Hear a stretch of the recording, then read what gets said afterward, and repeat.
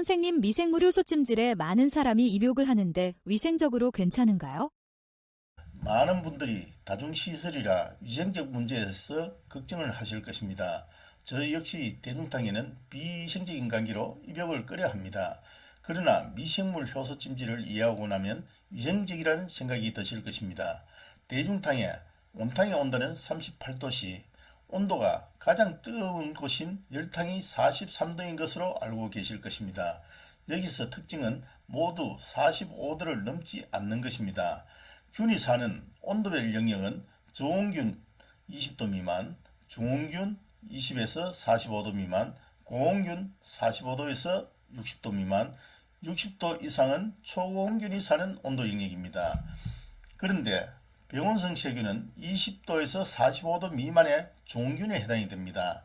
그래서 대중탕이 여기에 해당이 되어 비위생적이다 할 수 있지만 미생물 효소 찜질은 60도 이상의 초고온균이 사는 온도라서 병원성 세균이 살래야 살 수 없는 환경입니다.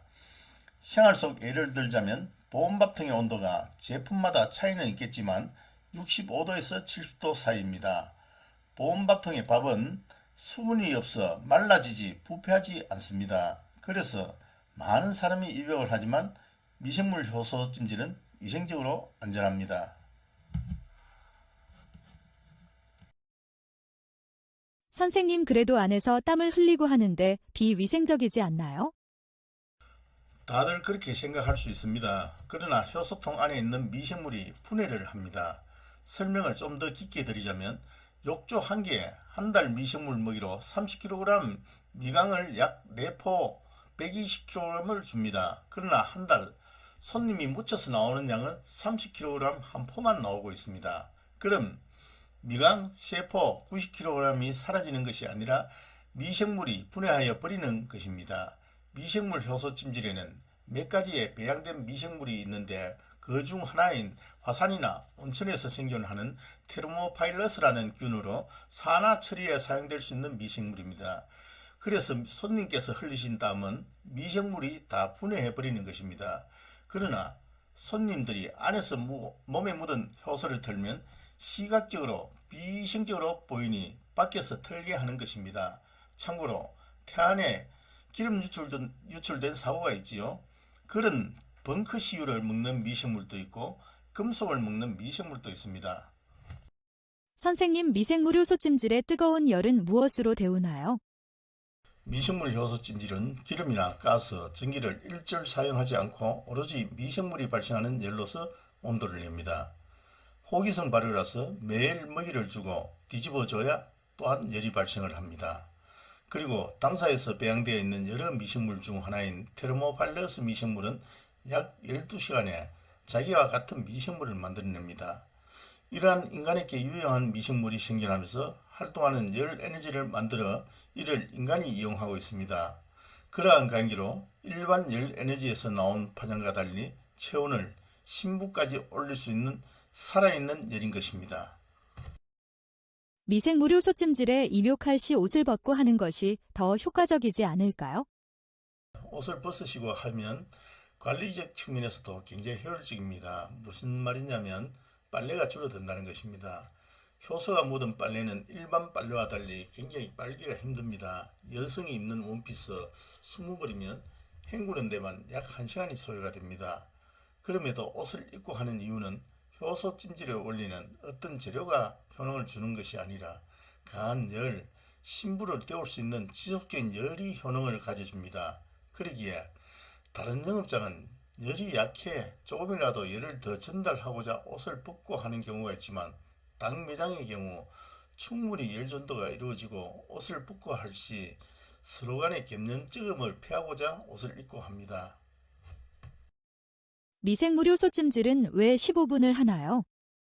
마음이야 1시간 또 하고 싶지요. 사람마다 차이가 있겠지만 15분이면 체온이 심장의 온도까지 올라갑니다. 이후 더하는 것은 호흡과 견디기 힘든 부분을 감안해서 15분을 합니다. 그리고 운영적 측면도 있습니다.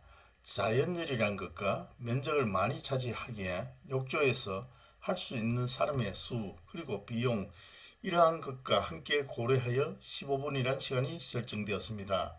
15분이 짧게 생각되시겠지만 입욕을 한 입장에서는 굉장한 인내가 필요로 합니다. 선생님, 그럼 미생물효소 찜질은 얼마나 자주 하는 게 좋을까요? 저는 이렇게 말씀드립니다. 시간적 여유와 경제적 여유가 있다면 매일 하는 것이 좋습니다. 체온을 상승시킴으로써 얻는 효과는 단순히 면역을 올리는 것 외에도 체내 수분 조절과 세포의 산소 전달, 그리고 활성산소의 배출 등 이점이 너무나 많기에 헬스케어를 생각하여 매일 하는 것이 좋습니다. 그러나 개인의 여러 사정을 생각한다면 최소한 적혈구의 수명만큼 매일 하시고 이후는 일주일에 3번 정도가 좋습니다. 적혈구가 120일의 수명이니 4개월입니다. 반대로 120일이면 새로운 적혈구가 생성이 됩니다. 그동안 체온을 상승시키면 좋은 적혈구가 생성될 것입니다. 그래서 좋은 적혈구가 생성될 때까지 매일 몸을 만들어가듯 조혈세포를 건강하게 만들어주는 것이 중요합니다. 피를 만드는 기관이 조혈세포는 성장기일 때는 장기까지 혈액을 만들지만 성장이 끝나면 척추와 둔부에서만 혈액을 만들어냅니다. 이런 이유로 척추와 둔부를 뜨겁게 하는 것이 중요합니다. 현대의학에서는 혈액 내 산소를 중요시하지만 세포에 산소가 전달되는 것에는 관심이 없습니다. 실제 사례를 들자면 80대 할머니가 기력이 없어 지팡이를 짚고 다닙니다. 그럼에도 빈혈 수치는 정상입니다. 혈액 내 산소가 정상이라는 것입니다. 그런데 에너지를 못 만들어 기력이 없습니다. 그런 할머니가 3일을 이어서 하고서는 4일째 할머니가 지팡이 없이 와서 하는 말이 내 지팡이 필요 없어 집에 두고 그냥 걸어왔어 라고 말씀하였습니다. 혈액 내 산소가 아무리 많아도 적혈구와 모세혈관이 경화가 되면 세포에 산소 전달을 하지 못해 에너지를 만들지 못합니다. 그렇게 되니 자연 기력이 없어지게 되는 것입니다. 거듭 말씀드리지만 현대의학은 혈액 내 산소만을 중요시 생각합니다. 또한 우리는 호흡에 비례하여 활성산소를 만들어냅니다. 이러한 활성산소를 제거하지 못하면 활성산소는 주위 세포를 공격하여 염증을 만들어버리며 이러한 염증은 만성으로 갈 때 시간이 흐른 후 상상 이상의 대가를 지불하게 됩니다. 이러한 것을 사전에 방지할 수 있는 케어가 미생물 효소 찜질로서 모든 여건이 만족되면 꾸준히 자주 하는 것이 가장 좋습니다. 어떤 효과가 있는지 설명해 주시겠습니까? 거듭 반복되는 얘기지만 세포의 산소 공급과 활성산소의 제거 그리고 체내 수분 조절로 볼 수 있는 효과로는 젊음의 유지와 건강한 수명의 연장이라 말할 수 있습니다. 수명은 사고사가 아닌 경우 혈관과 종양에 의해 결정된다고들 합니다.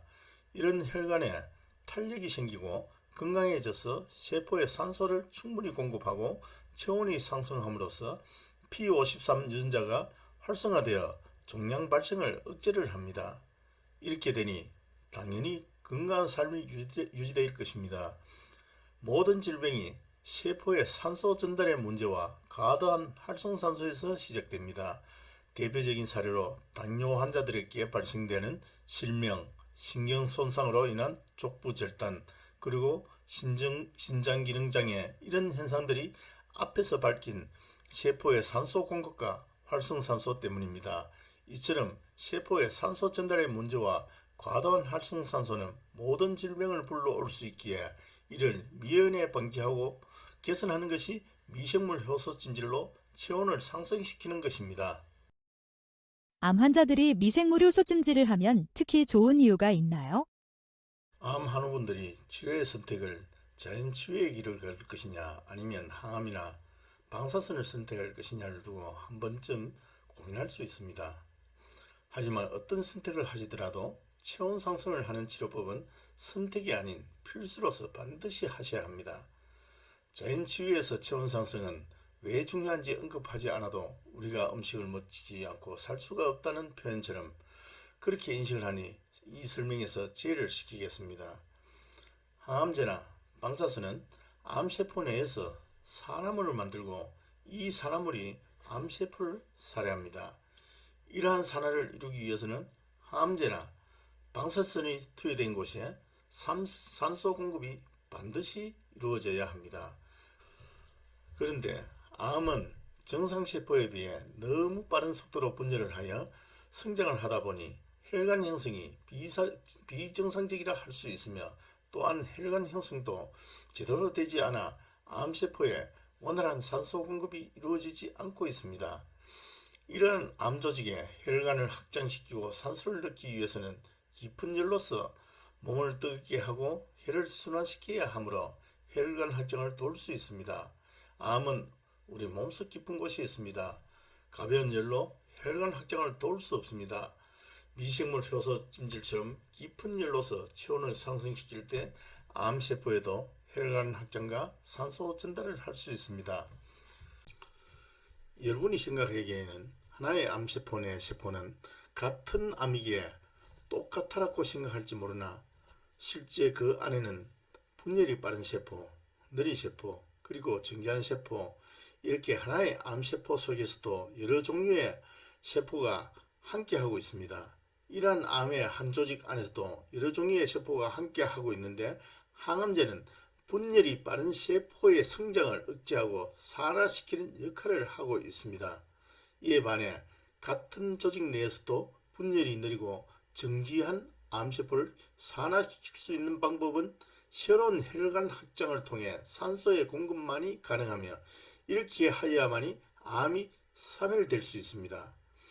이처럼 어떠한 항암제나 방사선을 사용한다 하더라도 모든 암세포를 살해하지 못하는 이유도 바로 이런 이유에서 암세포를 살해하지 못하는 것입니다.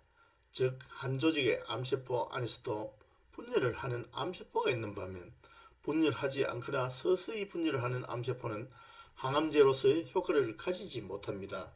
다시 말해 체온을 상승시켜 산소 공급을 하는 것이야말로 암세포를 완벽히 제거할 수 있는 방법입니다.